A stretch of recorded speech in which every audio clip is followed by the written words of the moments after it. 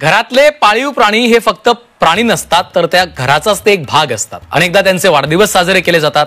मात्र आज आम्ही तुम्हाला एका डोहाळे जेवणाला नेणार आहोत। संपूर्ण गावामध्ये या सोहळ्याची लगबग आहे। मंडप घातलाय, लेकीबाळी आणि गावातल्या बाया देखील सजून या कार्यक्रमाला आल्यात।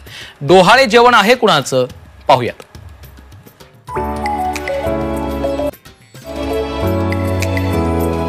मंडप सजला, रांगोळ्या काढल्या,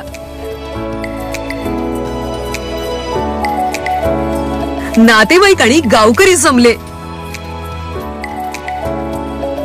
घरच्या लेकीप्रमाणे डोहाळे जेवणाचा कार्यक्रम।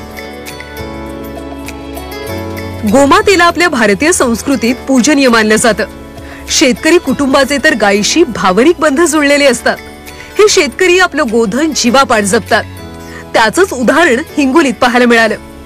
हिंगोलीच्या सेनगाव तालुक्यातल्या वरुड चक्रपान गावात फालेय शेतकरी कुटुंबानं आपल्या लाडक्या गायीच्या डोहाळे जेवणाचा जंगी कार्यक्रम केला। ही गाय नव्हे तर आपली लेकच आहे या भावनेनं तिचा अनोखे डोहाळे जेवणाचा सोहळा पार पाडला। फुलांनी सजलेला मंडप, रांगोळ्या, पाहुणे, नातेवाईकांची लगबग असा हा सोहळा। सुंदर झूल टाकून गायीला सजवलं गेलं। शिंग रंगवली, गोंडे लावले, गळ्यात घुंगूर माळा, पायात तोडे असं संपूर्ण तिला सजवण्यात आलं। गायीला पंचारतीनं ओवाळलं। महिलांनी तिला सुग्रास भोजन भरवलं आणि पूजाही केली। एखाद्या बाईचं डोहाळे जेवण करतात ना, अगदी तसाच दिमाखदार कार्यक्रम पार पडला।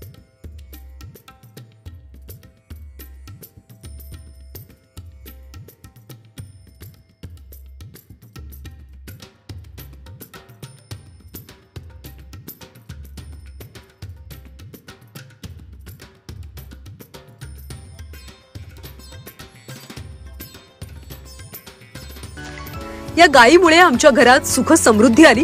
ती आमच्या मुलीप्रमाणे असल्यानं डोहाळ जेवण केल्याचं फाले कुटुंबाने सांगितलं।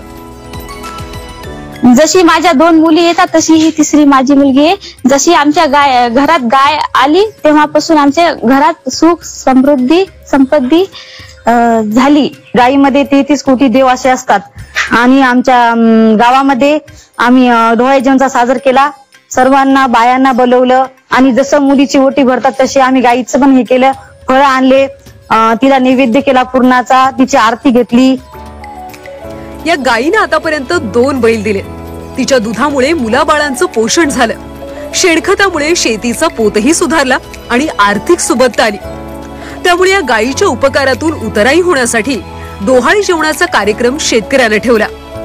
आपला देश कृषी संस्कृती जपणार आहे। यात गोधनाला मोठं महत्व आहे। पुढच्या पिढीला त्यांचं महत्व कळावं, गावची संस्कृती टिकावी आणि गायींची कत्तल थांबावी असा संदेश या फाले कुटुंबाने दिलाय। गजानन देशमुख, झी 24 तास, हिंगोली।